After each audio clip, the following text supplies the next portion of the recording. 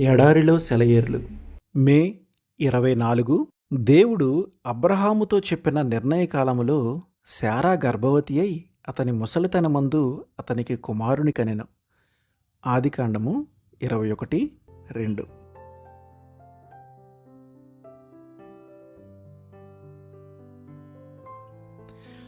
యెహోవా ఆలోచన సదాకాలము నిలుచును, ఆయన సంకల్పములు తరతరములకు ఉండును.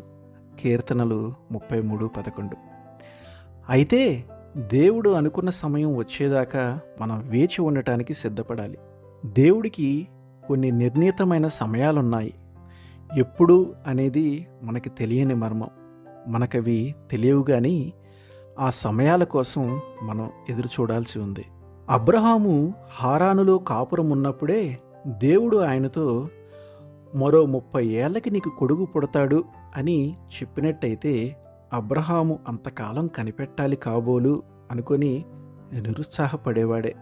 కానీ దేవుడు తన ప్రేమ కొద్దీ ఆ సంవత్సరాల తరబడి కనిపెట్టడాన్ని అబ్రహాముకు లేకుండా చేసి ఆ వాగ్దానం నెరవేరడానికి ఇంకా నెలల గడువు ఉందనగా అబ్రహాముతో చెప్పాడు.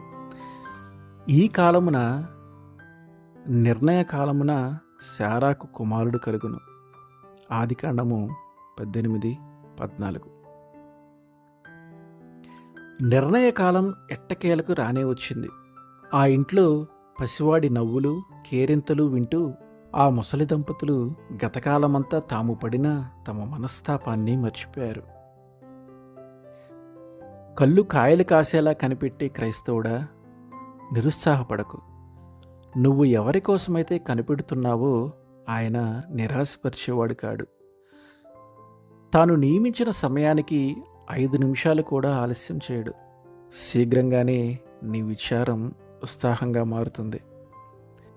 దేవుడు నిన్ను ఆనందంలో ముంచెత్తినప్పుడు ఎంత దీవెనకరమైన స్థితి అది. సూర్యోదయానికి ముందు చీకటి పటాపంచలైనట్టే ఆ సమయం వచ్చేసరికి విచారం, ఏడుపు దూరంగా పారిపోతాయి. మనం ప్రయాణికులమే. ప్రయాణపు చిత్రపటాలను, దిక్సూచిని కెలకటం మనకి తగదు. సర్వం తెలిసిన మన పైలట్ ఆ వ్యవహారం అంతా చూసుకుంటాడు. కొన్ని పనులు ఒక్క రోజులో అయిపోవు. సూర్యాస్తమయ సమయంలో ఆకాశంలో సాక్షాత్కరించే వింత రంగులు ఒక్క క్షణంలో తయారయ్యేవి కావు.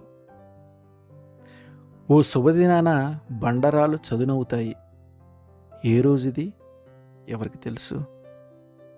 నెర్రలు విచ్చిన నేల నీరు తాగుతుంది నిండుగా. అడ్డుగడియలు విరుగుతాయి, తలుపులు తెరుచుకుంటాయి.